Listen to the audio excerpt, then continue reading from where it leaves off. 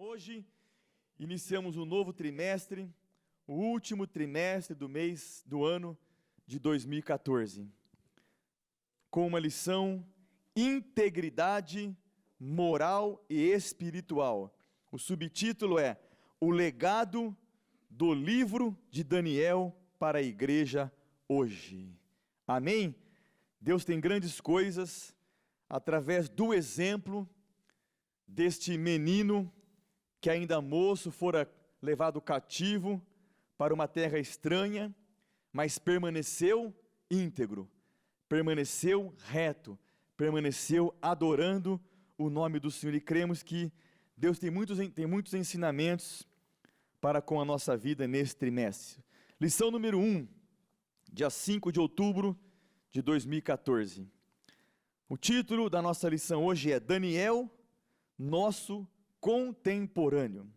O texto áureo, Mateus 24:15. Quando, pois, virdes que a abominação da desolação, de que falou o profeta Daniel, está no lugar santo, quem lê, quem entenda. A verdade prática: Daniel é um exemplo de perseverança na fidelidade a Deus e de integridade moral, estimulando-nos a confiar no projeto divino. Glória a Deus! Você pode confiar na palavra de Deus, nos projetos de Deus, porque Deus nunca falha, Deus nunca erra. Glória a Deus! Nossa leitura bíblica, a primeira, Daniel capítulo 1, versículo 1 e 2, depois Daniel 7, o versículo 1, depois Daniel 12, o versículo 4. Vamos ler todos juntos, ouvindo e já absorvendo aquilo que Deus quer falar conosco nessa manhã. No ano terceiro do reinado de Jeoaquim, rei de Judá, veio Nabucodonosor, rei da Babilônia, a Jerusalém e a sitiou. E o Senhor entregou nas suas mãos a Jeoaquim, rei de Judá, e uma parte dos utensílios da casa de Deus, e ele os levou para a terra de Sinar, para a casa do seu Deus, e pôs os utensílios na casa do tesouro do seu Deus. No primeiro ano de Belsazar, rei de Babilônia, teve Daniel na sua cama um sonho e visões da sua cabeça. Escreveu logo o sonho e relatou a suma das coisas. E tu, Daniel, fecha estas palavras e sela este livro, até ao fim do tempo. Muitos correrão de uma parte para outra, e a ciência se multiplicará. Amém? A paz do Senhor para os irmãos. Amém? Graças a Deus, nós estamos muito felizes por esse domingo maravilhoso, ensolarado, domingo de bênçãos para nossas vidas. E estamos iniciando, como diz o pastor Luciano, um novo trimestre e o último deste ano. E aprove a Deus tratar-nos assunto muito importante, pertinente aos nossos dias, assuntos atuais, e com certeza a vida de Daniel e outros personagens que nós estaremos estudando vai tocar, vai nos ajudar a entender melhor o propósito de Deus para com a nossa vida e vai nos enriquecer muito. Eu penso que esse trimestre nós sairemos daqui com uma gama maior, teremos uma elevação significativa concernente a este assunto. Quando se fala de um homem dessa envergadura, profeta Daniel. E hoje nós iremos um assunto introdutório, uma aula introdutória a este livro, e hoje é um domingo que o Brasil vai às urnas, e com certeza alguns irmãos estão assim fazendo, outros estão trabalhando como mesário, e assim sucessivamente, mas nós que estamos aqui e aqueles que estão pela internet, vai poder nesse momento já começar a trabalhar este assunto e durante toda a semana nós vamos desenvolvendo e pensando, porque a palavra de Deus, irmãos, ela não é apenas o conhecer, não é apenas aprender. Conhecer, aprender, tem a sua importância. Porém, no mundo espiritual, para nós, é necessário que nós abrimos algo a mais. É fazer com que a palavra de Deus nos molde, faça a alteração necessária, para que ela entre em nossa mente, em nosso coração, e ela possa gerar a mudança. Não simplesmente ser uma enciclopédia de conhecimento, mas você não deixa ela fazer o efeito que é necessário. Então, eis aí a diferença do aprendizado no mundo espiritual. Você precisa deixar que ela faça o efeito. Não apenas ternamente, mas fazer com que ela desça ao coração e as mudanças possam estar acontecendo a cada dia. Amém? Isso é de suma importância para nós. Assimilar e deixar ela gerar o efeito. Amém?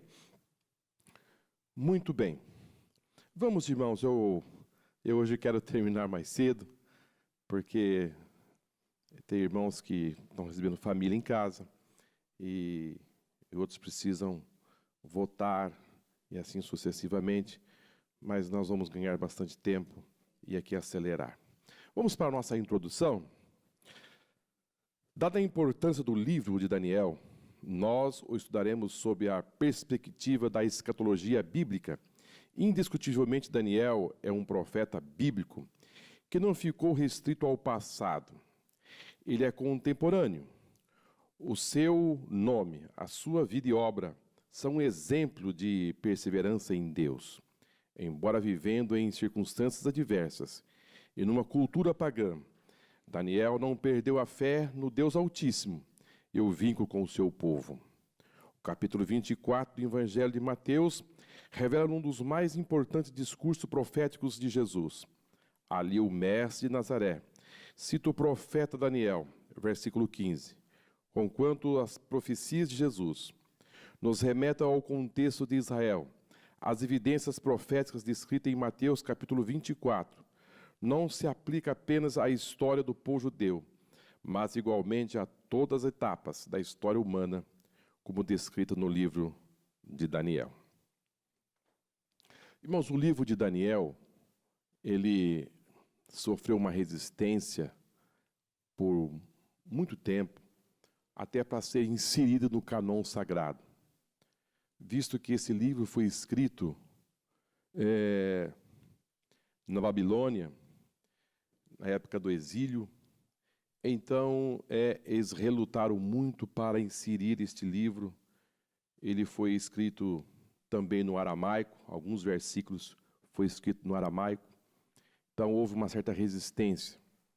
E o que levou esse livro a ser incluído foi exatamente o texto áureo, porque Jesus vai citar este livro.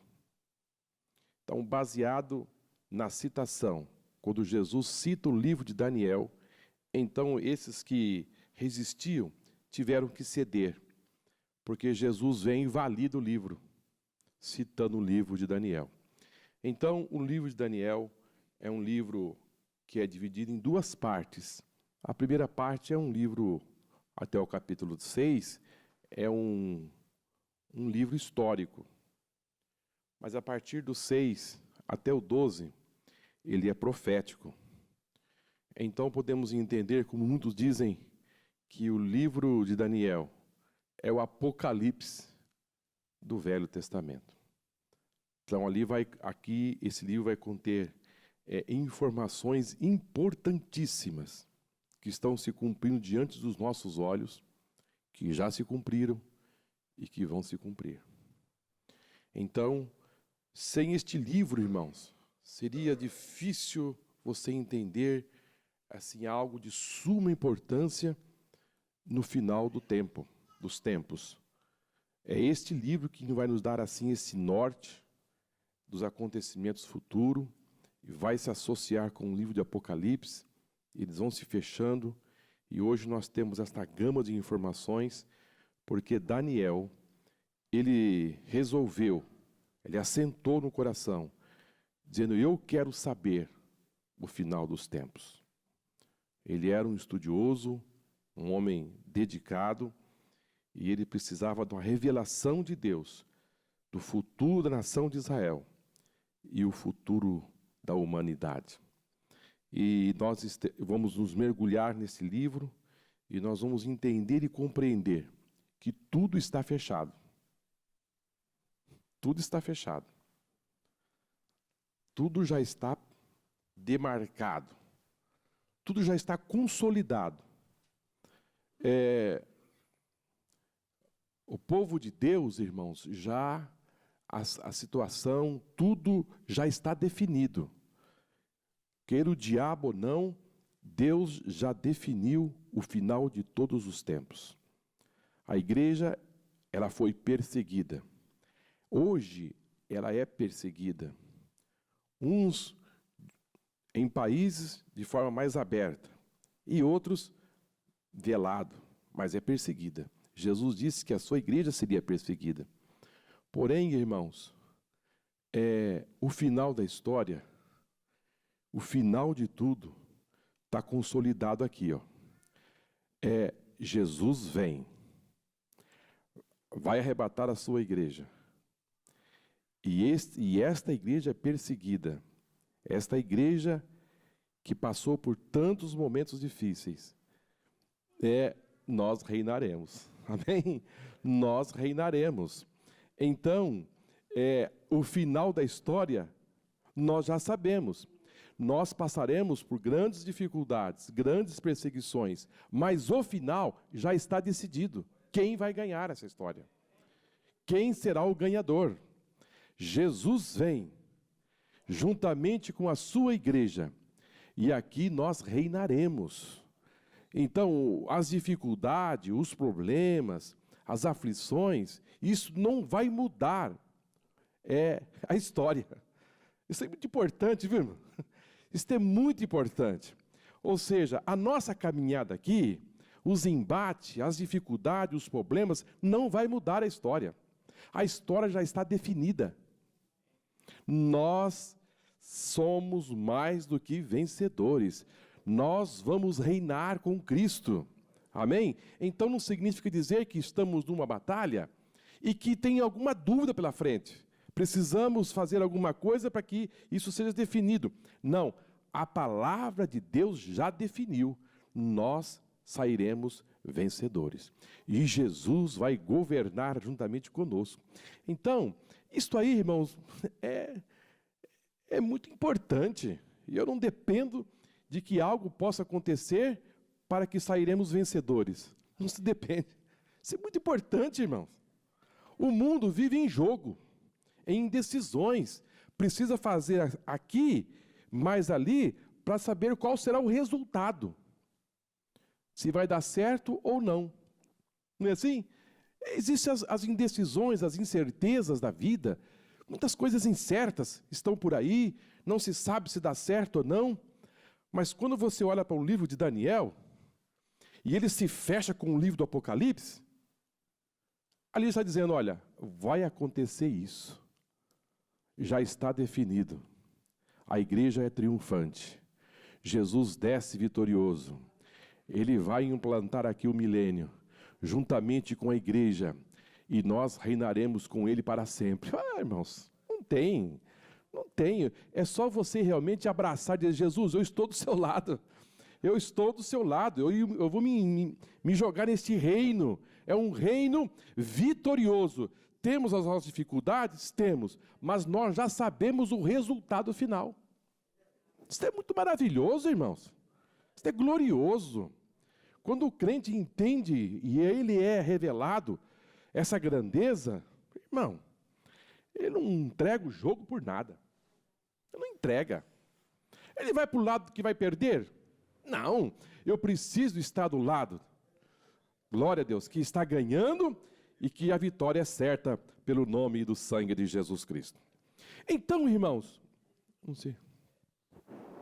O mundo acha que a história é ele que faz. O homem que faz a história. Um usa a força, o outro usa a astúcia, eles acham que ele que constrói a história. Mas nós sabemos que a história está na mão de Deus. Deus é que tem o controle da coisa. Controle da coisa, controle do tempo. É Ele que vai ditar o momento de quando isso vai acontecer. Tira reis, põe. Tudo está nas mãos de Deus, irmãos. Nós devemos viver aqui uma vida dessa segurança em Cristo, essa firmeza, esta convicção em Cristo. Você precisa viver isso. Você precisa se consolidar esse momento, essa situação. Nós não estamos aqui como a onda do mar. Será que vai?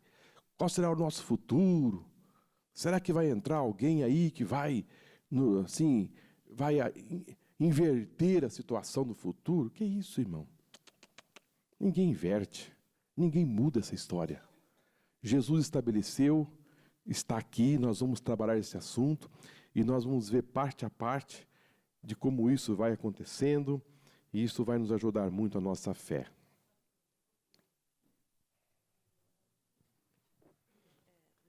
Eu estou cuidando de uma pessoa visual, voluntariamente, com o trabalho que eu sempre fiz aqui no bairro. E a diabetes cegou ela. E todos os dias eu vou dar um pouquinho de atenção para ela, a gente canta louvor, a gente fica junto. E sexta-feira aconteceu, ela sempre disse que poder esse, que força essa, ela é católica. E fica só eu dentro da casa dela, e vou orando de joelho, depois levanto, começo a ministrar, e coloco a mão, e caminha, e tudo. Aí ela disse assim para mim, sexta-feira, minha, que descendência é tu? Eu digo assim, ué, que isso? Eu só estou falando com a mesma língua com a senhora, o que está acontecendo? Ah, tem alguma coisa diferente aí nisso aí. Eu digo, não, é Espírito Santo na minha vida. Essa assim, que poder é esse, que eu quero sentir isso. Eu disse, a certeza, só está falando aí agora, por isso que eu pedi, a certeza do Deus que eu sirvo. Aí eu disse para ela, eu conheci trevas, macumba, minha mãe, a gente fugia porque não queria entrar naquilo, mas tinha que estar debaixo do teto dela ali, enquanto não casava, então tinha que se submeter àquilo. Aí eu falei para ela, eu sabia o que era o mal, mas não sabia o que era o bem.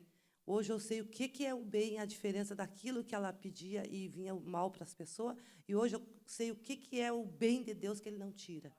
Amém. E aí o que acontece coisa tremenda. Então hoje, essa madrugada, eu tive um sonho diferente na minha vida. Eu estava vestida de uniforme de capelã, interessante. E eu tinha 2 varas nas mãos, dois cajados, só que eu saltava muito alto com eles travados assim. Muita multidão, muitos jovens, passava por mormons. Eu sabia quem eram os mormons, sabia quem era a área da religião que eles tinham, e eu, com aquelas varas grandes assim, cajado, eu tramava aqui, quando eu cruzava ela aqui, era o salto que eu dava, como se eu fosse 50 metros, 100 de altura, para atravessar outro horizonte. E eu me lembro tão bem que eu olhava assim para a camisa branca de capelã e dizia assim, será que eu não derrubei os distintivos porque aquilo é coisa... Não é o fato a farda, o fato que eu estava com cuidado do zelo do que Deus tinha me dado, cuidando do que Deus tinha me dado, porque assim mesmo, se eu não cuidar do que Deus me dá, aí quando eu saltava assim, eu dizia, será que eu não derrubei algum dessas coisas que tem na camisa? E foi muito lindo. Então, isso se chama o que o senhor está falando aí. Nós temos a certeza, eu passei por várias coisas na minha vida, desde que meu marido morreu. Desde que meu marido morreu. Eu dizia assim, tem que acabar essa vida, porque eu não conhecia Deus, mas quando eu conheci Deus, e agora vai.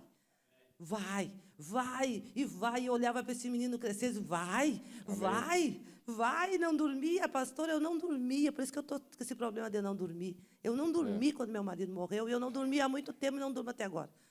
Eu não durmo essa noite, eu estou desde as 1h30 acordada. Estou acordada já, dormi até 1h30 agora. O que eu faço?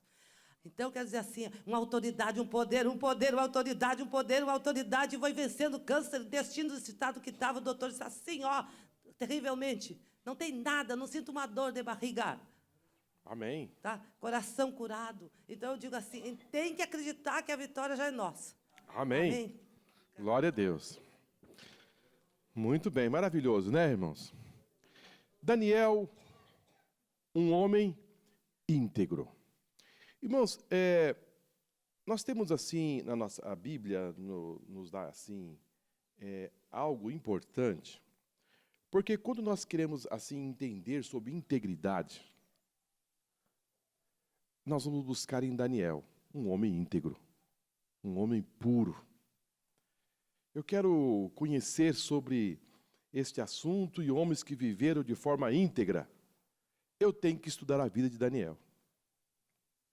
Quando eu quero me direcionar, me fundamentar a respeito da fé, eu tenho que procurar Abraão. Se você quer ter subsídio, entender e procurar caminhar a respeito da fé, irmãos, nós temos homens que deixaram aqui um rastro, deixaram uma caminhada, deixaram as suas pegadas aqui nessa terra. Comece a estudar a vida de Abraão. Eu preciso, Senhor, mais fé. Eu preciso entender como esses homens trabalharam. Estuda a vida de Abraão, a sua biologia, a sua história, sua vida. Quando eu quero aprender a respeito de paciência, eu tenho que mergulhar, irmãos, na vida de Jó. Quando eu quero aprender a respeito de mansidão, eu tenho que começar na vida de Moisés. A Bíblia diz que foi o homem mais manso da terra. Nós não estamos falando a respeito de Jesus. Jesus é diferente. Mas, né, pega tudo. Jesus é manso, é fé. Mas eu digo, os mortais que aqui passaram, que deixarmos aqui um legado, algo importante para a nossa vida. Nós não vamos mergulhar a respeito da fé, mansidão, paciência, que esses homens deixaram. Hoje, esse trimestre, nós vamos estar trabalhando sobre a integridade de um homem que viveu numa época como nós estamos vivendo hoje. Não muda nada. O atoleiro, os problemas, o mundo em que nós vivemos. Por isso que a nossa lição vem com esse título: Integridade moral e espiritual. E o nosso tema de hoje é Daniel, o nosso contemporâneo, ou seja, ele viveu muitos anos atrás, mas é o nosso contemporâneo. Porque as dificuldades que Daniel viveu, que ele enfrentou, irmãos, não difere de nada de hoje. Não difere de nada. Nós vamos entender que ele se moldou, ele tornou esse homem tão diferenciado, porque ele aprendeu desde pequeno pelos profetas, foi ensinado, e ele, uma vez que aprendeu, ele disse: eu vou viver esta palavra. Eu vou viver. O profeta Jeremias foi um do seu instrutor. E ele aprendeu desde pequeno a palavra do Senhor, e ele levou para si, para toda a sua vida. Muito bem, vamos caminhar aqui, irmãos. História por trás do livro de Daniel. A formação histórica de Israel. A história do povo judeu começa com Abraão e Sara. Eles tiveram um filho chamado Isaque, o filho da promessa de Deus. Isaque, por sua vez, gerou 2 filhos, Esaú e Jacó. Do segundo filho Jacó surgiu o clã de 12 filhos. O clã cresceu, multiplicou-se e, posteriormente, mudou-se para o Egito. Ali, a família de Jacó aumentou em número, tornando-se um povo altamente abundante em terra estrangeira. A partir de então, formou-se Israel, a futura nação projetada por Deus. Mas, com o passar do tempo, a família judaica perdeu as benesses que desfrutava nos anos do rei egípcio e que respeitava a liderança e a história de José do Egito. Entretanto, através de uma intervenção divina e sob a liderança de Moisés, os israelitas saíram do Egito e peregrinaram pelo deserto até a terra de Canaã por 40 anos.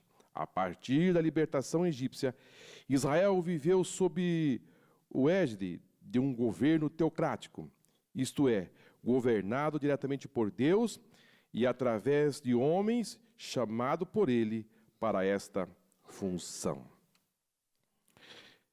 Irmãos, a nação de Israel, ela teve um ponto de origem. Ela teve um ponto de origem. Noé teve 3 filhos, Sem, Cã e Jafé. O filho Sem, ele projetou uma linhagem que nós chamamos de semitas.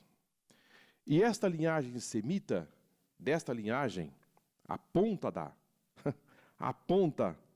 lá de Noé, seu filho Sem, uma linhagem semita, e desta linhagem semita, Deus chama um homem chamado Abraão. Aí é a ponta. Aí é a ponta. Abraão é chamado, ele é separado, e começa agora os milagres a acontecer. Deus, irmãos, se envolve em milagres. O agir de Deus é um agir sobrenatural. Ele separa um homem, tira da sua terra e leva para a terra de Canaã. Esse casal sai, junto com seu pai, sobrinho, eles saem a peregrinar, e ali, na velhice, nasce um filho. E esse filho chama-se Isaque. Isaque agora vai ter 2 filhos, Esaú e Jacó. Também de uma forma milagrosa, há uma inversão de valores. Olha só, irmão. Aquele que era para ser não é, muda. Em vez de ser Esaú, que era o primogênito, ele não validou, não quis, entregou a bênção. E Jacó se apoderou, e ele agora se torna o patriarca. E agora surge um clã, e esse clã tem 12 filhos. E esses 12 filhos agora descem para o Egito. E no Egito eles crescem e se multiplicam e se tornam uma poderosa nação. Porém, fora das terras de Israel. Deus disse a Abraão que ele daria uma terra. E essa terra seria a terra da sua descendência. Porém, essa nação agora está dentro de uma outra nação, que é o Egito. E Deus levanta Moisés, com um braço forte, arranca esta nação dentro de uma nação. Olha, é impressionante, né? Como Deus quer fazer, Ele faz, irmão. Às vezes você não consegue tirar nenhuma família. Às vezes tem dificuldade de arrancar uma família, demora, tanta dificuldade. Mas Deus tirou uma nação dentro de uma nação, de uma forma milagrosa, e essa nação entra no deserto, onde não tinha nenhum recurso. Deus provém todos os recursos. Deus cuida. Amém? Olha, irmãos, Deus sabe cuidar. Deus não precisa de material aqui da terra para fazer pão. Deus não precisa plantar, fazer ali, jogar o trigo, fazer, adubar, fazer chover. Deus faz pão lá em cima e manda o pão para baixo. Amém? Deus arruma cordonizes lá em cima e manda cordoniza aqui para baixo. Deus dá proteção do sol. Deus aquece a noite. Tudo Deus prepara. Deus cuidou dessa nação de uma forma milagrosa. Sem padaria, sem alfaiate. Não tinha alfaiate. Não tinha onde se fabricava roupa. Não tinha fábricas, porque a nação ia se nascendo, multiplicando, e acho que alguém fazia uma sandalinha pequena, colocava no pezinho do menino, e uma sandalinha durou a vida inteira. Porque o pé começa com quanto? 21? chinelinho, e depois vai até os 40, aquilo ia aumentando a cada dia. E andava e não gastava. Hoje você compra a calça, dependendo do pano, na primeira lavada, ela encolhe. Mas quando Deus dá, não encolhe, cresce. Amém? E vai aumentando, e o menino vai crescendo, e a roupa vai se ajustando no corpo. É uma forma milagrosa. Irmãos, quando você está na bênção de Deus, é impressionante. A farinha da panela não acaba. O azeite também vai multiplicando. O pneu do carro não gasta. O sapato, você compra ele, passa 1 ano, 2, 3, você olha, ele está inteiro. Irmãos, quando você está dentro da bênção de Deus, as bênçãos de Deus o acompanham. Você é guardado, você é protegido, acontece tudo do seu vizinho, mas não acontece no seu. Há uma bênção agregada para aqueles que servem a Deus. 1000 cairão ao teu lado, e 10.000 à tua direita, mas tu não serás atingido, porque há uma bênção de Deus agregada ao seu povo. E faz-me lembrar de acho que eu já até contei aqui, de uma família que morava num condomínio, num prédio, e nesse prédio os meninos subiram lá em cima na caixa d'água, e lá fizeram, defecaram lá em cima, fizeram tudo ali que não podia ser feito, sujaram a água, e a água ficou contaminada. E o que foi que aconteceu? As pessoas usavam, porque geralmente as pessoas usam água filtrada, outros usam da torneira, faz comida, alimentação, enfim. O fato é, irmãos, que aquele condomínio, aquele prédio, as pessoas ficaram contaminadas. Foi uma contaminação generalizada, ali o condomínio inteiro. Hospitalizada, aquela coisa toda, infecção. Mas, irmãos, a síndica foi em todos os apartamentos e ali tinham pessoas doentes, pessoas com muito problema. Então, identificou-se que o foco era a água. E foram fazer um levantamento e chegaram na caixa d'água. Porque só ali, todas as pessoas, então foram ver da onde surgiu, qual era o problema. Mas naquele condomínio morava um servo de Deus, uma família que servia ao Senhor. Todos foram contaminados, mas aquela família foi protegida. Aleluia! Houve uma proteção, porque a palavra de Deus ela é fiel, irmãos. Deus cuida de nós. É que nós, às vezes, não enxergamos, não estamos vendo, assim, no passar, na nossa correria, mas no nosso entrar e no nosso sair, no nosso deitar, no nosso levantar, a palavra de Deus está cumprindo em nossa vida. Eu sou o Senhor que te guardo. Eu sou a tua sombra, eu estou contigo. Então, há a proteção. Lá no deserto, havia essa proteção. E eles acostumaram com a proteção.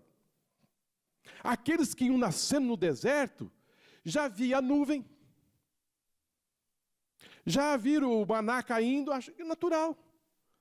Aqui no deserto se nasce, ao levantar eu vou lá e colho o meu pãozinho, à noite a nuvem aquece, e durante o dia o refrigério, a nuvem, um arzinho condicionado no deserto, tudo bem, se acostumaram. Irmãos, nós não podemos nos acostumar. Quando nós estamos vendo milagre, nós temos que dizer, é milagre do Senhor.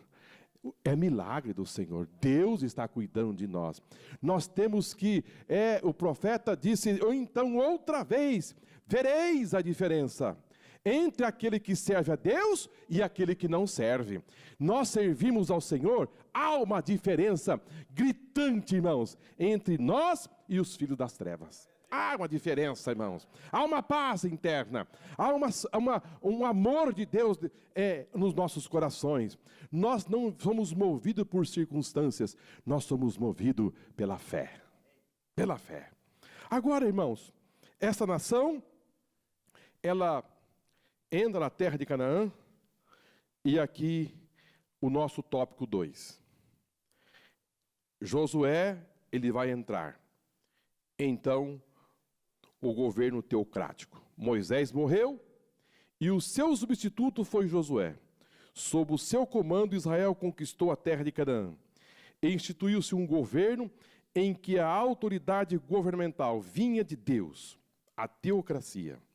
Esse período perdurou aproximadamente 300 anos, incluindo o período dos juízes.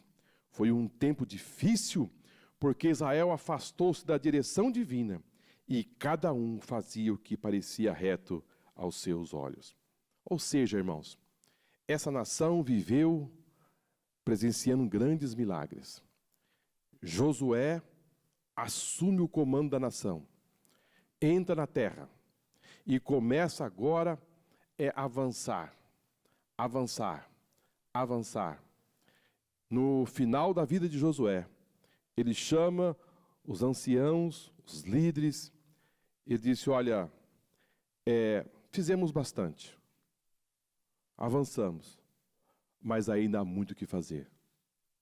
A nação não avançou aquilo que deveria fazer. Josué foi um desbravador? Foi. Porém, fez algumas alianças que não devia ser feita. Não conquistou toda a terra.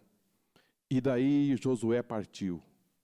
A outra geração não recebeu as informações devidas que era a palavra de Deus.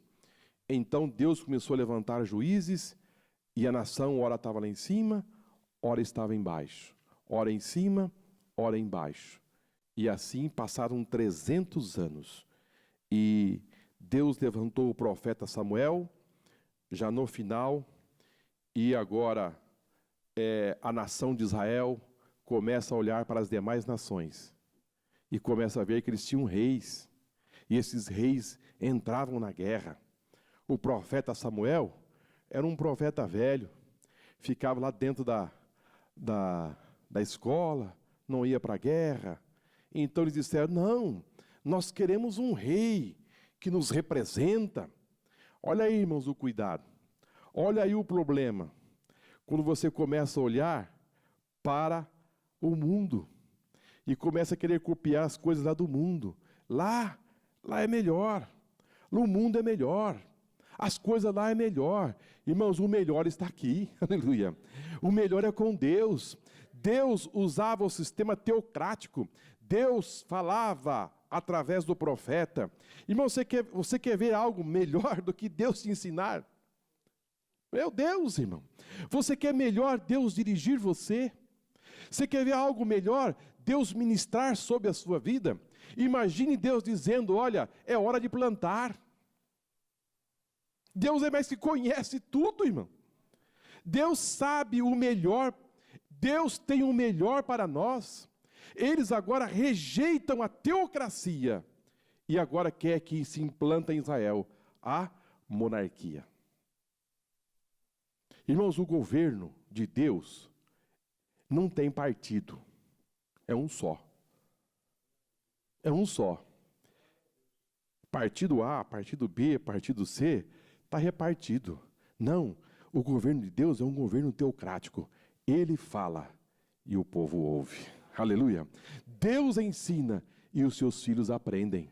Foi um momento, irmãos, em que Samuel instituiu escolas de profeta. Ele queria implantar a palavra de Deus. As coisas começaram a dar certo, mas de repente, não queremos. Aí Deus disse, então o que vocês querem? Ah, vocês querem um rei assim? Então tá bom. Como é que vocês querem? Alto? Ombro erguido? Como é que vocês querem? É assim? Então tá bom. Vou apresentar para vocês um. E apresentou Saul.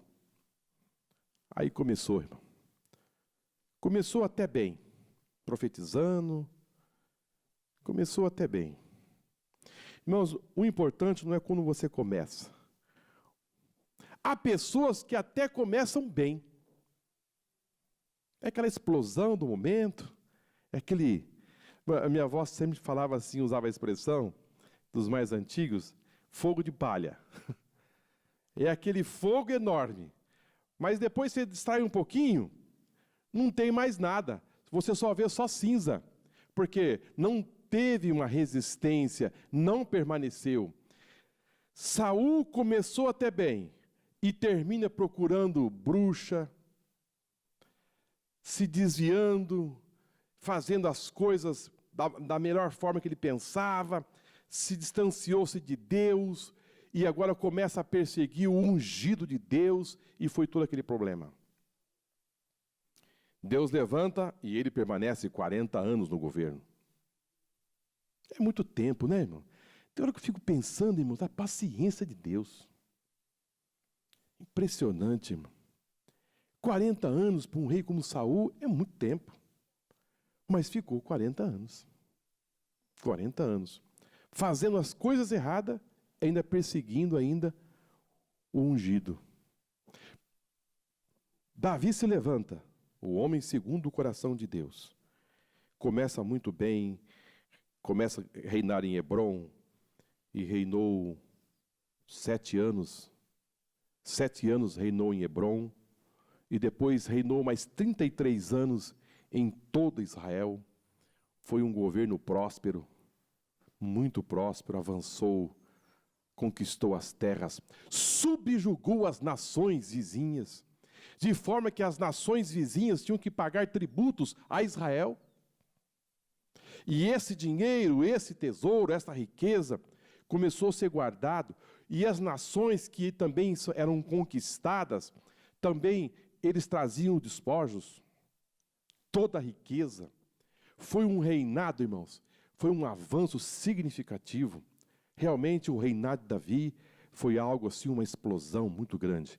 Tanto geograficamente, como que espiritualmente, porque Davi levou o povo a adorar ao Senhor, ensinou o povo a adorar a Deus, colocou ali em Israel música dia e noite, adoração dia e noite, invocou o nome do Senhor, resgatou a arca da aliança, trouxe para Jerusalém, enfim, deixou o governo, irmãos, numa situação maravilhosa.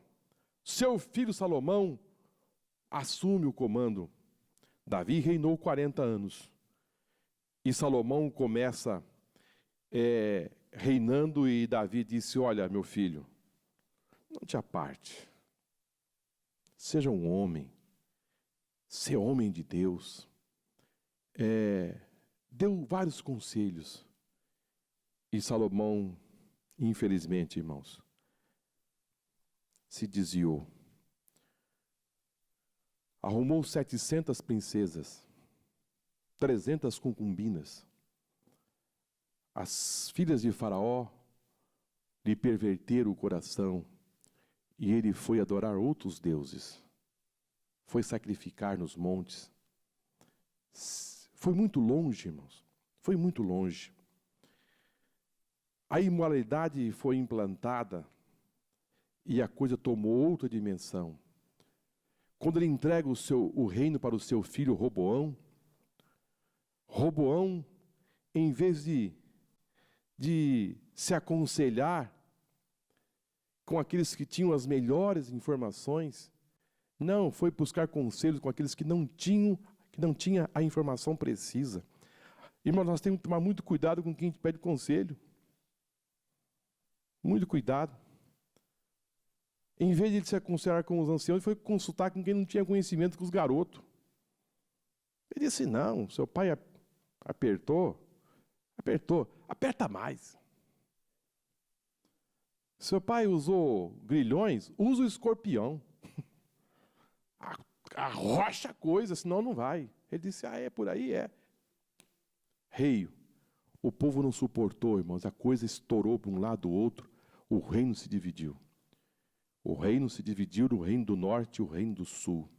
O reino do norte, a Bíblia trata como reino de Israel.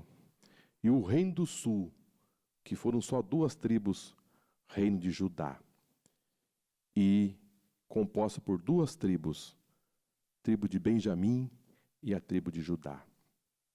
O reino do norte, irmão, tomou um caminho errado. Jeroboão foi o primeiro. E ali trocou os pés pelas mãos e foi,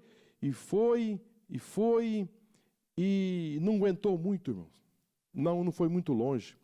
No ano 722, o rei da Síria invadiu o reino do norte e tomou toda a terra, saqueou tudo e dominou. Então o reino do norte, no ano 722, já era um reino tomado, não tinha mais a liderança, as dinastias foram se trocando sucessivamente, vários reis, e se perdeu, e o único que permanecia ainda era o reino do sul. 120 anos aproximadamente, depois que o reino do norte foi tomado, agora chega a hora do reino do sul ser invadido. A Bíblia nos afirma, irmãos, nos afirma que, vamos aqui para o tópico 3, e nós vamos já tratar desse assunto, e nós vamos chegar aqui, a nossa lição, ela tem um cuidado muito grande de trazer, assim, as origens, para chegar aqui na vida de Daniel. Vamos aqui, o governo monárquico. O reino de Israel esteve sob a liderança de Saul, Davi e Salomão por 120 anos. O rei Salomão morreu em 931 a.C., marcado assim a decadência política, moral e religiosa da monarquia. Roboão, seu filho, assumiu o reino, mas acabou dividido em dois, o reino do norte e o reino do sul. O reino do norte, desculpe, irmãos, o reino do norte constitui-se em 10 tribos, o reino do sul, apenas 2 tribos, Judá e Benjamim. No ano 722 a.C., o Império Assírio dominou o reino do norte e subjugou o seu rei e os príncipes e todo o povo. O reino do sul teve momentos de glória, mas igualmente de calamidades, constituído por alguns reis piedosos e outros ímpios. Acabou por ser invadido pelo Império da Babilônia, entre os anos 606 a.C. e 587 a.C. Nabucodonosor levou em cativeiro os nobres de Jerusalém, príncipes, intelectuais e homens de guerra, etc., deixando em Judá apenas os pobres e os deficientes. Toda essa história propiciou intervenção divina na vida de Israel para a preservação do projeto original de Deus. Irmãos, Israel, o reino de Judá, Israel já tinha ido, já não tinha domínio. Ainda permanecia o reino do sul, que era a tribo de Benjamim e de Judá. Agora, irmãos, a decadência moral e espiritual vinha assim de forma galopante, de forma muito forte. O rei Manassés, ele foi o estupim de tudo. Manassés foi o estupim. A Bíblia diz que Manassés, ele reinou durante 55 anos. Ele fez, irmãos, aquilo que nem os pagãos faziam. Ele levou Israel a um declínio espiritual, moral, tão forte, tão violento, porque, irmãos, imaginem, durante, assim, 50 anos, aquilo ficou, irmãos, na mente do povo, aquilo ficou, assim, pregado na mente, e a nação, Judá, agora, parece que não conseguia apagar a memória desse rei tão perverso. Está registrado no livro de Crônicas, eu não vou ler para não ganharmos tempo, mas está no livro de Crônicas, capítulo 33, ali os irmãos vão encontrar o reinado de Manassés. Irmãos, este rei fez, assim, algo tremendo, e aquilo ficou, irmãos, na mente do povo, e o povo não conseguia se libertar. Porque aquilo que foi praticado durante tanto tempo, agora a nação de Israel não conseguia mais se mexer.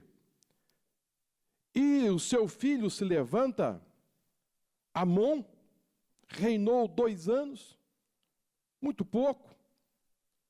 E agora,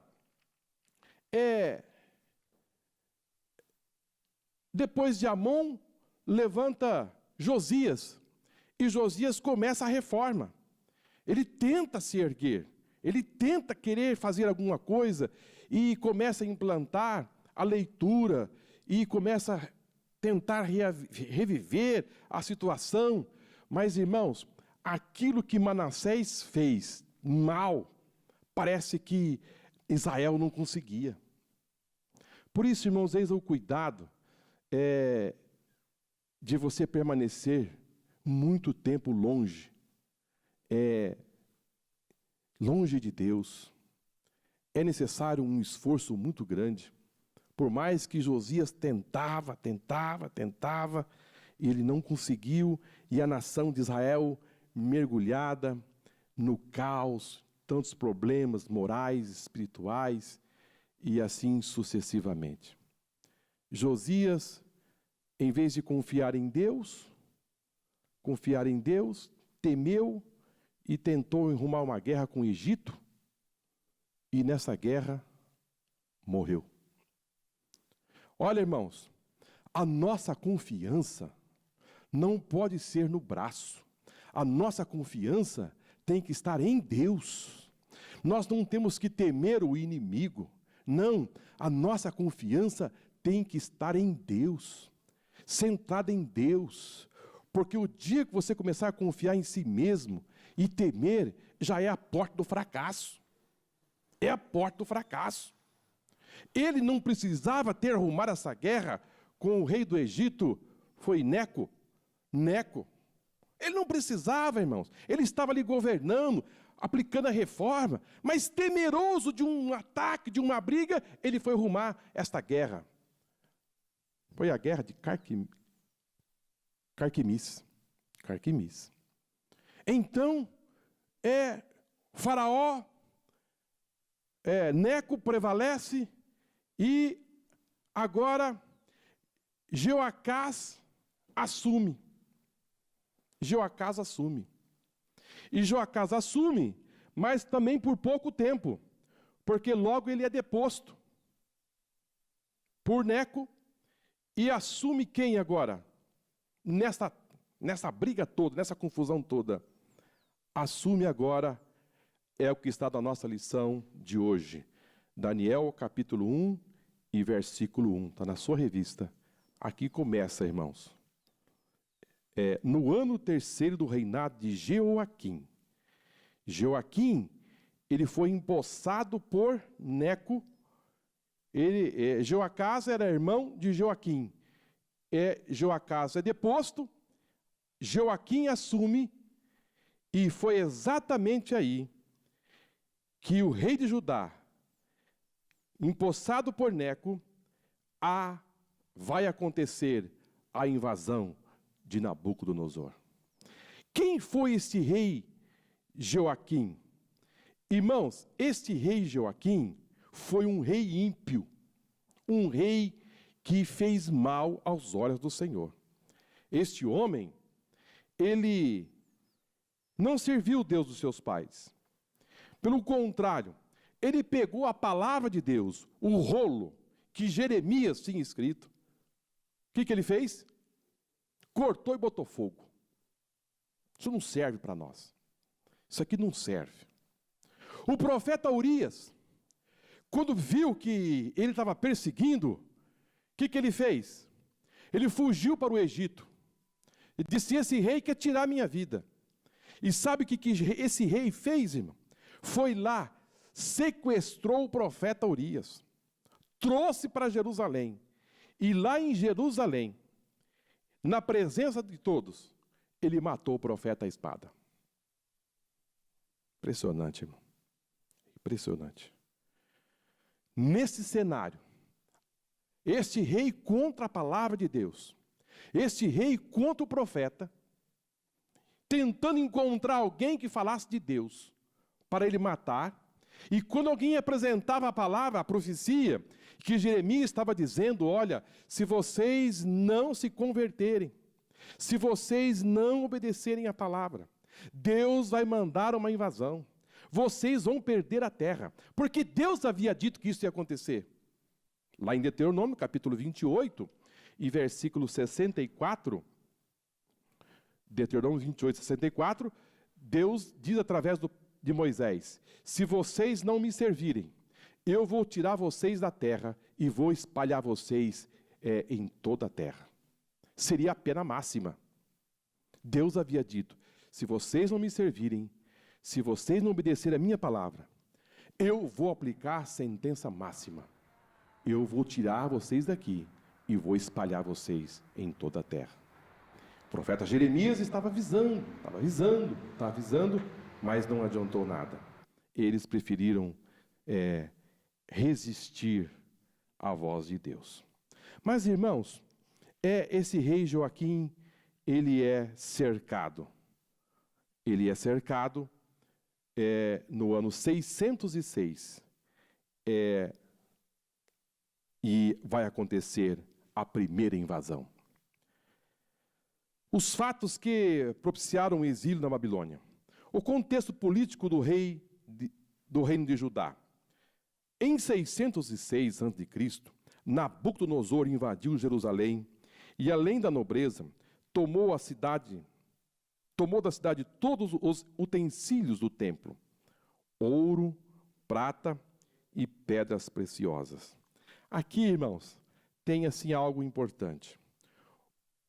Este rei, ele representa, irmãos, o inimigo. Ele quer roubar o que nós temos de melhor. Ele quer tirar o ouro, ele quer tirar a prata e ele quer tirar as pedras preciosas. Nós devemos fazer a proteção e a blindagem para que nós não perdemos nada. Então ele veio, na primeira emboscada, ele saqueia o ouro. O que tem de melhor aqui em Jerusalém? O ouro. É ele que eu quero. Em segundo lugar, prata. Em terceiro lugar, pedras preciosas. E o que mais tem de melhor aí nesse reino? Então, ele continua. O rei de Judá não resistiu e tornou-se tributário de Babilônia. Ou seja, agora você vai ter que trabalhar para mim. Agora você vai ter que ser escravo. A coisa começa, irmão, perdendo os valores. E depois você se torna o quê? Servo. E Jesus disse que aqueles que eu não segue é servo do pecado. Tem muita gente, irmãos, querendo se libertar, mas não consegue. Porque ele é servo. Ele se tornou escravo. Mas em Jesus há libertação. Em Jesus há solução. Em Jesus há, glória a Deus, em Jesus há solução para os problemas. Se você não consegue sozinho, não vai conseguir, mas em Jesus você consegue. Perdendo o domínio do seu reino e também a confiança dos seus valentes. Entre os cativos, expatriados para a Babilônia, estava o profeta Ezequiel. O exército de Nabucodonosor destruiu o templo, saqueou Jerusalém e arrastou política, moral e espiritualmente o reino de Judá. Babilônia se impôs como império por mais de 4 décadas. Israel foi humilhado, passado de nação próspera a tributária da Babilônia. Na primeira emboscada, irmãos, que foi no ano 606, esta primeira aqui, ele levou, além do ouro e da prata e das pedras preciosas, os utensílios do templo, porque o templo, irmãos, para os judeus era tudo. Tudo eles se baseavam no templo. Então, eles estavam firmados no templo. Eles não serviam a Deus como deveria servir. Mas eles olhavam assim: o templo está aqui, o sacerdote está aqui, a arca está aqui. Lembra aquela guerra que eles levaram a arca? Vamos para a guerra? Vamos. Mas para nós não perder a guerra, vamos levar a arca. Vamos levar a arca. minha casa tem uma proteção.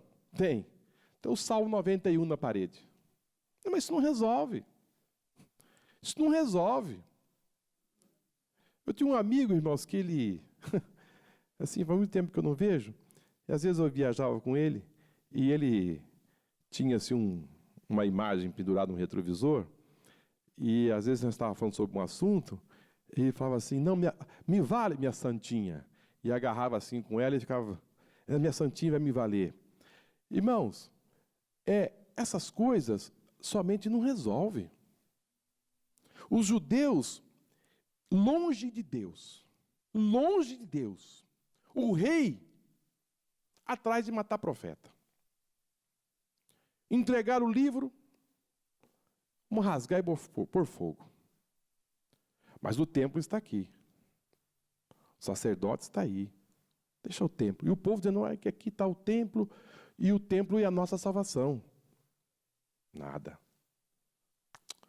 Você precisa servir o Deus do templo. Se você não servir esse Deus, só você carregar a Bíblia não resolve. Não resolve. Só você ter a carteirinha de crente, não resolve. Você tem a carteirinha? Tenho. Aqui isso. Não. Isso aqui, o Nabucodonosor, ele invade, irmãos, e entra dentro do templo. Os seus homens de guerra entram dentro do templo. Mas cadê o templo que é a proteção? Só o templo não resolve. Vocês não estão servindo o Deus do templo. Longe de Deus, aquele problema que Manassés implantou, irmãos, a adoração a astros, a tantas coisas, Israel não conseguia se libertar disto. Não conseguia. Ele parece que ficou aquilo impregnado na mente deles, e eles foram ficando longe, e Deus levanta o profeta Jeremias. O que eles fizeram? Cárcere. Queima a palavra, rasga a palavra e põe o profeta no cárcere. E lá no cárcere, Jeremias não podia se expressar. Aí o que Deus fez, irmão? Deuteronômio capítulo 28 e 64. Se vocês não me servirem, eu vou aplicar a pena capital. Tudo que vocês têm como valores, eu vou arrancar. Eu arranco vocês do templo, levo vocês para longe, e lá vocês vão aprender a me servir. Olha, irmãos, a mesma vara que dá aquela adornada, que puxa perto, é a mesma vara que bate.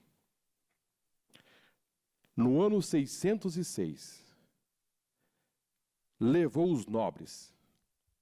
Quem são esses nobres? Os intelectuais, aqueles que eram homens de ponta, homens sábios. Daniel não se apartava, foi doutrinado aos pés de Jeremias. E ele, quem sabe, ouviu dizer: clama a mim e responder-te-ei, e anunciar-te-ei coisas grandes e firmes que não sabes. Daniel aprendeu lindas lições. E ele, no seu aprendizado, ele foi considerado um dos nobres. Ele faz parte agora da linhagem real. E ele é selecionado porque Nabucodonosor, quando ele chega em Jerusalém, ele quer saber quem são os homens intelectuais. Ele quer saber quem são os nobres. Ele quer saber quem são os homens mais importantes, além do ouro, da prata e da pedra preciosa. Agora ele vai pelo material humano. Daniel é incluído. E com ele vai Ananias, Misael e Azarias. E vai também grande quantidade de pessoas. Mas esses 4 jovens entram em destaque. Na segunda leva, irmãos, que vai acontecer em 597, e essa primeira foi no ano 606. Lembrando aos irmãos que o reino do norte já era. Lá não tinha nenhum domínio. Deus ali não tinha nenhum rei, ali quem dominava era a Síria. Restava o reino do sul, e agora o reino do sul vai ser chacoalhado. No ano 597, Nabucodonosor resolve voltar. Resolve voltar. E agora, o rei Joaquim, este rei, ele rendeu a Nabucodonosor sem nenhuma resistência. Quando ele percebeu que Jerusalém estava sendo sitiada, ele não ofereceu nenhuma resistência. Ele já foi logo se entregando. E nesse tempo, leva também consigo Nabucodonosor, o profeta Ezequiel. Está registrado no 2 Reis, capítulo 24 e versículo 8. Depois de 18 meses, volta novamente Nabucodonosor. No ano 586, 18 meses depois, Babilônia é saqueada. Ela é arrasada totalmente. Agora, eles não levam o ouro e a prata e as pedras preciosas. Eles destroem o templo. Agora, irmão, aquilo que estava em pé é derrubado. O rei Zedequias é capturado. Quando tenta fugir, ele é levado à presença de Nabucodonosor. Seus filhos foram mortos à sua presença. Seus olhos foram vazados e levado cativo para a Babilônia com o seu povo. Registrado no livro de 2 Reis, capítulo 25. Agora, irmãos, o reino do sul, ele é destruído, o seu rei é capturado e seus olhos vazados, seus filhos, ou seja, agora o rei pega os seus descendentes e vaza os olhos. E a destruição, ela é fatal. Nesse cenário, nessa situação, neste meio, vai acontecer alguma coisa. Israel vai para o exílio. Eu vou acelerar aqui, irmãos, porque para nós ganharmos tempo. Tópico 2, Israel vai para o exílio babilônico. 70 anos de exílio. Nesses 70 anos de exílio, vai acontecer as correções que Deus quer. Primeira correção. A partir desta época aqui, irmãos, a partir desta correção de 70 anos, vai acontecer algo importante. Nesses 70 anos, longe do templo, eles penduram as harpas aonde? No salgueiro. E agora eles vão chorar. Agora eles vão lamentar. E agora eles vão buscar a Deus. Olha, irmãos, Deus é misericordioso.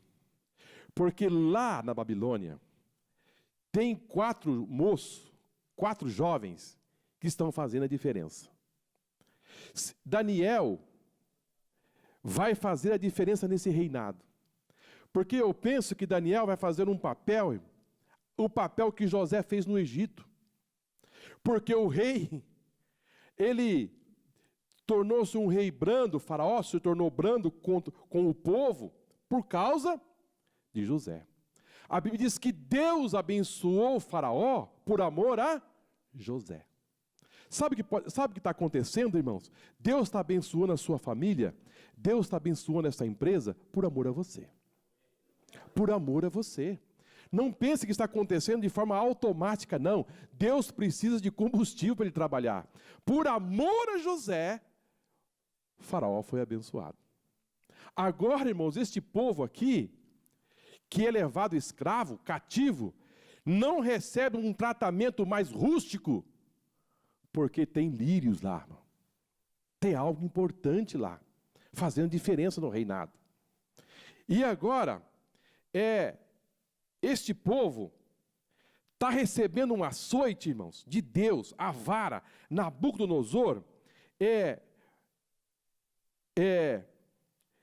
foi usado como a vara de Deus para corrigir o seu povo. E a partir de então, este povo, ao regressar para a terra, nunca mais vai adorar um outro Deus. A correção foi dura, irmãos.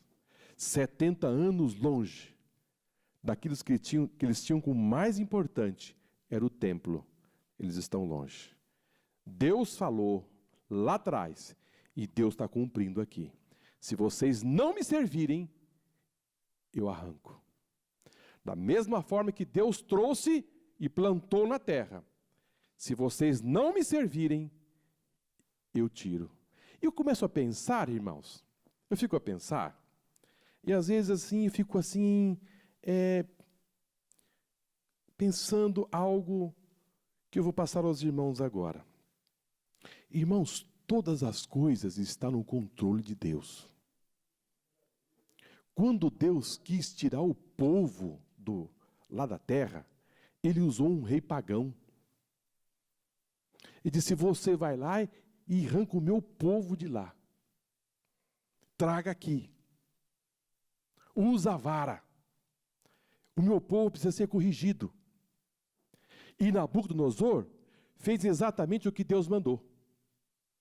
E Nabucodonosor, irmãos, era um rei, não era um rei bonzinho, não. Era um rei pagão, soberbo. Ele era tão soberbo que ele desconhecia alguém maior do que ele. Ele disse, não foi eu que fiz tudo isso para a glória da minha magnificência. Ou seja, eu sou poderoso. E foi um rei desta forma, que Deus disse, vai lá e busca o meu povo. E ele foi. Passados 70 anos, já era outro reinado dos medos. Deus disse, libera o meu povo. Libera meu povo. E o rei disse, olha, vocês podem ir embora. Ou seja, irmãos, tudo está no controle de Deus. Deus controla tudo. Mas ele é um rei pagão? É um rei pagão, mas Deus controla ele. Ou seja, o coração dos homens ainda está nas mãos de Deus. Não precisamos temer nada, irmãos. Não precisamos temer nada. Deus quis aplicar o corretivo ao seu povo, Ele fez. Agora esse povo volta a ter comunhão com Deus, mas longe da terra. Longe da terra. Lá eles se apegam com Deus. Lá eles buscam a Deus. Lá eles querem cantar.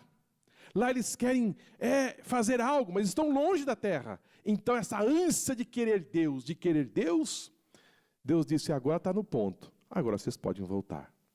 É impressionante, irmãos. Hoje, um judeu, a nossa irmã tem filha lá, o pastor Paulo também.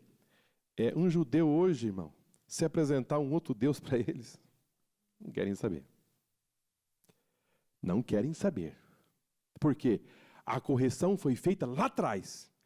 E isso vai passando de geração em geração. Deus sabe o que está fazendo. Se você está passando por uma correção de Deus, fique certo de uma coisa, é para o seu bem. É para o seu bem. Nós estamos crescendo a cada dia. Glória a Deus, nós estamos melhorando a cada dia. Nós estamos nos ajustando. O homem Daniel. Há pouca informação histórica sobre a família de Daniel, senão a que ele era da linhagem real de Israel.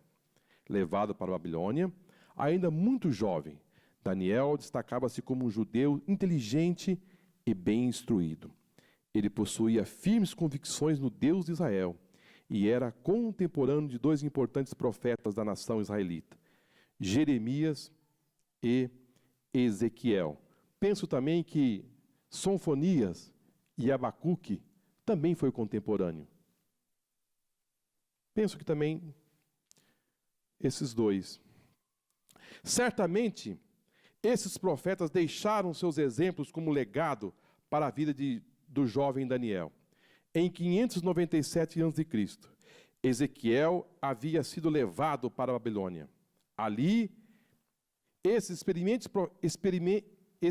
profeta chega a citá-lo em seu livro, descrevendo Daniel como um homem de sabedoria e justiça. Então, irmãos, Daniel, esse jovem, como já disse aos irmãos, diferente. Irmãos, nós podemos ser diferentes. Essa história que nós somos fruto do meio, não é assim? O homem, ele é fruto do meio que ele vive. Aqui não funciona isso. Aqui não funciona. Você não é fruto do meio. O homem é fruto do meio onde ele vive. Não. Aqui é diferente. Existem certos ditados, irmãos, que o diabo lança e vai passando de geração e vai impregnando na mente da pessoa. Eu sou fruto do meio. Você vai responder no meio que você vive, o seu habitat. É assim sucessivamente. Daniel não foi fruto do meio. Ele chegou na Babilônia, disse, eu não sou fruto do meio. Aqui eu vou ser diferente. Aqui eu vou impor aquilo que eu aprendi lá. Estou distante? Estou. Mas eu vou fazer a diferença aqui nesse lugar. Glória ao Senhor. Nós podemos, irmãos, fazer a diferença. Você pode fazer a diferença. Você pode ser um lírio. Oh, aleluia! Você pode florescer aí onde você está. Você pode dar muito fruto. Mas estamos vivendo em densas trevas. Mas você pode se manter íntegro. Você pode se manter um homem ou mulher de Deus aonde você trabalha. Lá onde você estuda. Lá entre os seus amigos, você pode se manter íntegro sim, porque você foi chamado para ser luz nas trevas. Você foi chamado para fazer a diferença neste mundo. E Daniel, ele chegou lá e disse, não, eu vou fazer a diferença. Eu venho como para servir essa nação. A minha nação foi invadida, foi saqueada, o templo foi destruído, tudo foi arrasado. Mas eu não vou me render e também não vou deixar mágoas entrar no meu coração. Eu vou fazer aquilo que eu aprendi desde pequeno. Ele tratou de aprender a língua dos caldeus, mas ele disse, eu vou me manter puro aqui nesse lugar. E nós vamos aprender ao longo desse trimestre que este homem se tornou um grande estadista. Passou por 3 impérios e foi crescendo. Irmãos, a vida do crente é um crescimento. Você pode crescer aonde você está. A Bíblia diz que nós somos como o cedro no Líbano. O cedro no Líbano, ele cresce. De que forma que ele cresce? É uma das árvores mais altas? Como que o cedro cresce no Líbano? Ele cresce da seguinte forma, irmão. Ele vai buscando, primeiro ele vai crescendo para baixo. E vai crescendo quanto pode. Depois que ele se estruturou embaixo, irmão, aí agora ninguém segura. Porque agora ele vai, assim, ele vai buscando a luz do sol. Se este aqui cresce e faz sombra para ele, ele disse, opa, eu quero o sol. Ele cresce. Esse aqui vai crescendo e faz sombra, ele cresce. E assim eles vão disputando e torna essa árvore mais, assim, algo tremendo. Então, ele cresce buscando o quê? A luz do sol. Meu irmão, você tem que crescer buscando a luz de Cristo. É esta luz que te faz você crescer. Daniel disse, eu sou um cedro no Líbano, eu vou crescer, mas com aquele sol raiando sobre a minha vida. Você pode crescer em Cristo. Jesus vai te gerar crescimento. E nós vamos crescer em todas as áreas da nossa vida. Daniel começou a crescer antes de chegar na Babilônia. Ele se tornou um intelectual lá em Jerusalém. Lá ele já era um moço diferente. Lá ele já despontava como um intelectual. E quando ele chega agora na Babilônia, disse: não serei diferente.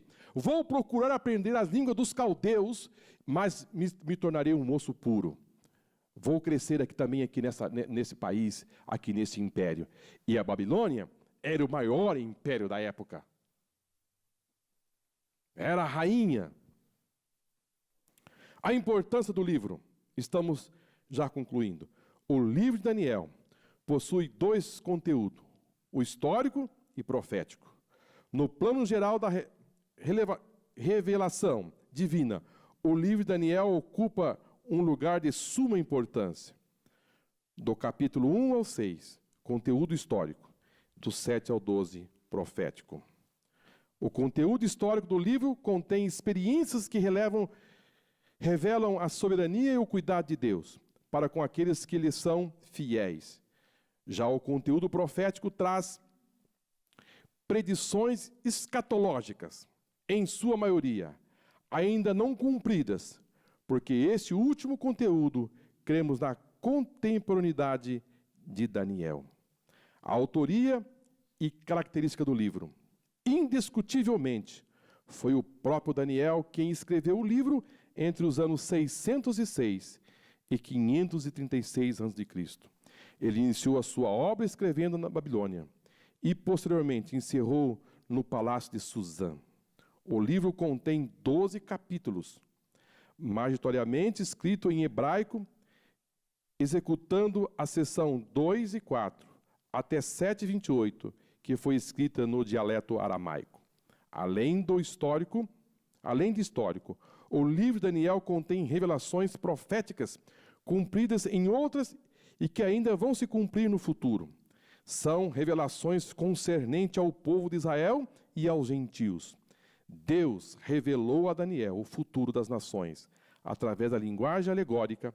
Portanto, pode-se classificar o livro de Daniel como gênero apocalíptico, porque desvenda o futuro do mundo, trazendo esperança para o povo de Deus, pois ali Israel é o ponto convergente dos fatos futuros. Conclusão: o livro de Daniel nos mostra o compromisso de um homem que se dispõe a servir a Deus, mantendo a sua integridade moral e espiritual, sem fazer concessões ao sistema idólatra e opressor da Babilônia. Aprendemos igualmente que a história humana não é casual, mas dirigida pelo Deus soberano, que faz todas as coisas, contribuem para o bem daqueles que amam ao Senhor. Que Deus abençoe, irmãos. Que Deus nos ajude. Que nós possamos, entender. E que possamos nos mergulhar. E entender perfeitamente que é possível fazer, sim, irmãos, algo a mais. É possível. Não vamos baixar a nossa guarda. Vamos nos mostrar diferente. Vamos entender que Deus está à procura dessas pérolas aqui na terra. Homens e mulheres que querem fazer a diferença nesta vida, você pode fazer. Ele assentou no coração: vou fazer a diferença. Eu não vou me contaminar. Eu vou fazer o melhor. A história do meu povo é triste. A minha nação está destruída. O meu povo é escravo. O templo não existe mais. Tudo foi levado embora. Eu não tenho mais direitos aqui nesse lugar. Os meus direitos foram tirados. Eu não posso ir e vir. Eu tenho que permanecer nesse reinado aqui porque sou servo. Eles me olham como um homem que os direitos foram tirados. A minha nação não tem domínio. Somos um povo subjugado. Porém, o meu Deus ainda reina. O meu Deus é soberano. Eu não vou me entregar nesse reinado. Eu vou me manter puro, íntegro e não vou fazer concessões erradas. E vamos ver o que vai dar. Irmãos, quando você põe no coração em fazer o melhor para Deus, você pode ficar certo de uma coisa: vai acontecer o melhor na sua vida. Vai acontecer o melhor na sua vida. Eu li um versículo esta manhã, eu estava até aqui procurando, mas eu não sei aonde eu marquei. É quando Deus fala através do profeta Ezequiel, se não me engano, acho que é o capítulo 44, se não me engano, quando Deus fala dizendo, olha, eu tenho homens que fizeram a diferença. E ele destaca Daniel, ele destaca Noé, e ele destaca Jó. Deus dizendo, esses homens fizeram a diferença. Esses homens, mesmo que eles fizessem oração contrária, eu ia levar este povo para o cativeiro. A pele deles ia se salvar, mas eu ia fazer. Irmãos, quando Deus resolve fazer alguma coisa, Ele faz. Ele faz. Ele não muda. E Deus tem pressa em realizar a sua obra. Se é para fazer um corretivo, Ele faz o corretivo. Se é para trazer, Ele traz. Ele é Deus. Então que nesta manhã, irmãos, vamos nos colocar na direção de Deus, na posição de Deus, e Deus vai continuar nos abençoando de uma forma maravilhosa. Eu penso que esse trimestre vai nos ajudar a dar muitos nortes, irmãos. Muitas direções. Glória ao Senhor. Nós temos aqui assuntos maravilhosos. Já o nosso segundo tópico é firmeza do caráter, moral e espiritual de Daniel. E assim sucessivamente.